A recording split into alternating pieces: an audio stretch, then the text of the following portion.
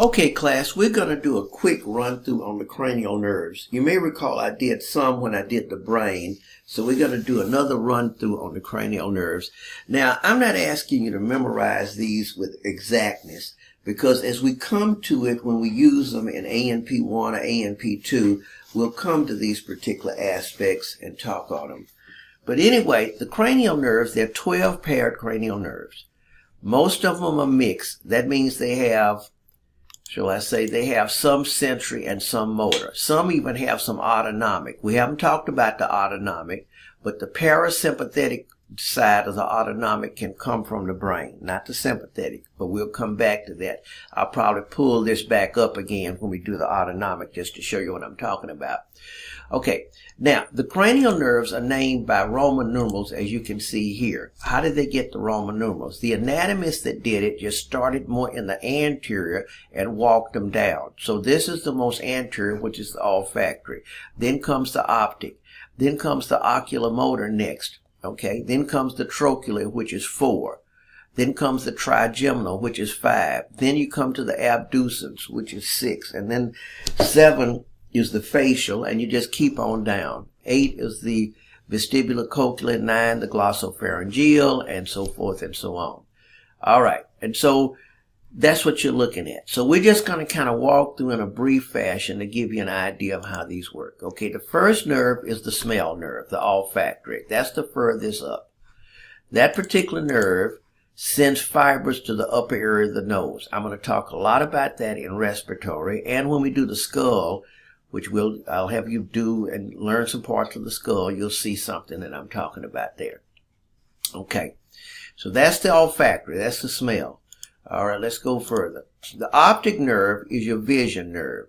Here's the optic. In this picture here, that's the optic. Now here, you can see here's the eyeballs there. The optic nerve has a crossover, known as the optic chiasmata. Now, what does that really mean? That means when you look, let's say we're using that eyeball there. When you're looking at it, part of your vision is being seen by the opposite side, the brain, and part by this. That's what we call visual fields. Visual fields. But anyway, that's the optic nerve. That's the one that you see from. That's the one. Now, it goes to the lateral geniculate nucleus, but ultimately the fibers go back to the occipital lobe. Remember, that's where vision is. The actual vision, and then surrounding the vision, remember, was the visual association area, which made a meaning out of what you saw. Okay, let's go further now. So we go next to the oculomotor. The oculomotor nerve, we'll go back to our little deal. The oculomotor nerve, right here, 3, is no sensory, all motor. What is it motor? What is it motor? So we go back. So the oculomotor nerve, what it motors are muscles, extrinsic muscles to the eye, and also some intrinsic. The extrinsic muscles to the eye move your eyeballs around. So what it does are some of the rectus muscles, the inferior rectus, medial rectus, and so forth like that. And also, it will do the inferior oblique. If you pull that, the eye kind of goes sideways. You can kind of look at that in the visual. It does that. It also has, we haven't done this, it also has some parasympathetic fibers. The parasympathetic nervous system is what we call your rest and recluse. So when it activates muscles inside the eye that will constrict the pupil. That will constrict the pupil. So that's the oculomotor. Okay, let's go a little further. You can read on this. I'm just giving you a little run through. That's the oculomotor. So next we go to the trochlear nerve, which is the 4th cranial nerve. And that nerve also operates some of the eye muscles, superior oblique muscles. See, 3 did the inferior oblique. This does the superior oblique. We go up here. So cranial nerve 4, as you can see, no sensory, all motor. Okay, all motor, no parasympathetic. So that's 4. Let's see where we are. Now we go to a big boy, known as the trigeminal. It has 3 branches. That's why it's called the trigeminal. Now what the trigeminal does, let's go here, it gives dull sensation to the face. to the three regions: ophthalmic branch, maxillary, mandibular. So sensation to you, if you touch your face, it's giving that sensation to the face there. They're talking about here this condition called tic douloureux you can look at. That's where you tap your cheek, and in some people pain will just shoot like you having tooth pain. Excruciating pain. Also called trigeminal neuralgia. But anyway, sensation to the face is primarily coming from these three branches of what we call the famous trigeminal nerve. All right, we go a little further. We come to cranial nerve 6, which is the abducens. We're back again, so let's go up here. Let's go back. So let's look at 5 and 6, matter of fact, in our little chart. All right, here's 5, trigeminal. Sensation, yes. Motor, it does do some motor on chewing. That trigeminal is mainly sensory, but it does do some little motor on chewing muscles. Okay, abducens, no sensory, motor. And again, on that abducens, which is 6, primarily muscles, extrinsic muscles to the eye. The lateral rectus is one. That lateral rectus to pull the eye laterally, so you look outside. Okay, so that's the abducens 6. All right, let's go a little further. Let's see where we are. So we did the trochlear, we did this as the abducens. Let's do the facial nerve. The facial nerve operates the muscles of facial expression. Operates the muscles of facial expression. That's the one that gets messed up in a Bell's palsy, where you have one side of the face fall. But that's so the facial nerve does the muscles of facial expression. It has 5 branches to it.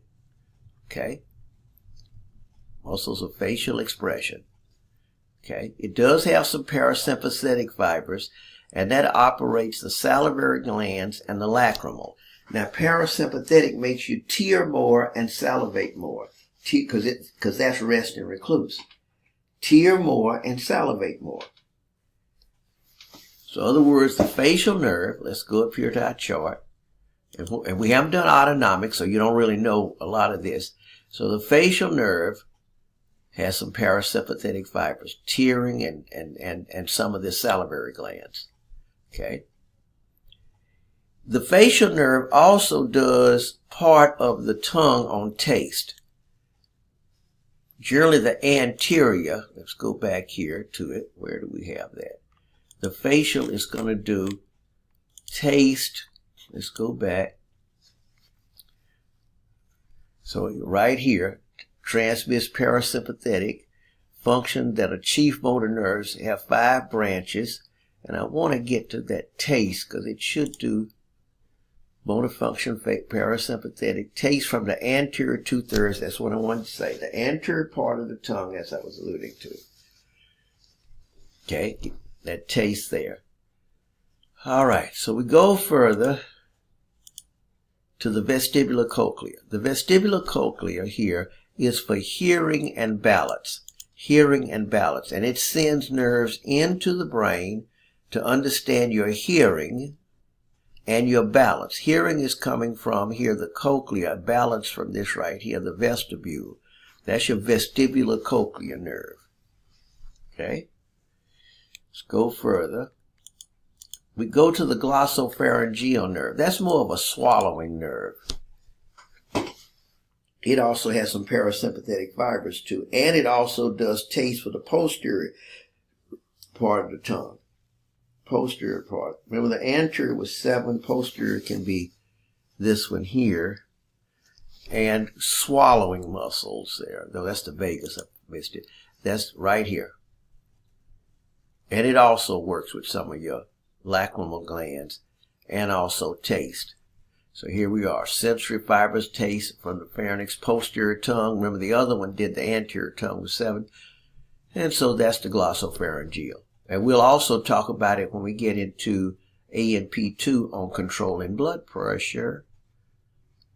So again, like I said, we're going to bring up, this is a run through so you at least know you have 12 cranial nerves and a kind of a general idea But, I don't like a lot of memorization. I want to get, so this is a general idea. We go into the vagus. That's a big boy. The vagus nerve is coming from the head, but it's mainly operating stuff down below in the chest and further down. The vagus nerve is the one that does parasympathetic. And what it does is, like for the heart, it slows it down, rest and recluse. So it does a lot of stuff. That's the vagus. That's the cranial nerve 10. Here we are. Cranial nerve 10, the vagus. Right here. A little bit of sensory, but really that motor. Okay. So that's the vagus. So we go on down. Glossopharyngeal. We did that. Glossopharyngeal, if I didn't, and I wonder did I do the glossopharyngeal? Where did I put it? No, I didn't. I didn't put it right there. The glossopharyngeal, which is number 9, has to do with swallowing. I apologize. I missed that one. I went from the glossopharyngeal, if I didn't do it, has to do with a lot with swallowing. Oh, I did do it. That's right. I'm losing I did that. Cranial nerve 9. Remember? Cranial nerve 9. We did that. That's right. We did. Okay. Let's go further. I lost train of thought talking about the vagus. So we did that. We said the vagus did the stuff down here, parasympathetic. For the intestine, for example, it would increase activity in the intestine, rest and recluse, but decrease the heart. 11 is the spinal accessory. It really is a somatic motor nerve. And what it does is operate some of these muscles up here, like your sternocleidomastoid. We'll talk about the trapezius back muscles there. And then the last one is the hypoglossal, and it's mainly tongue, has some swallowing, motor tongue now, motor tongue.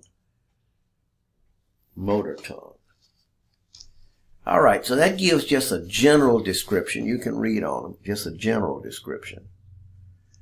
Okay, thank you.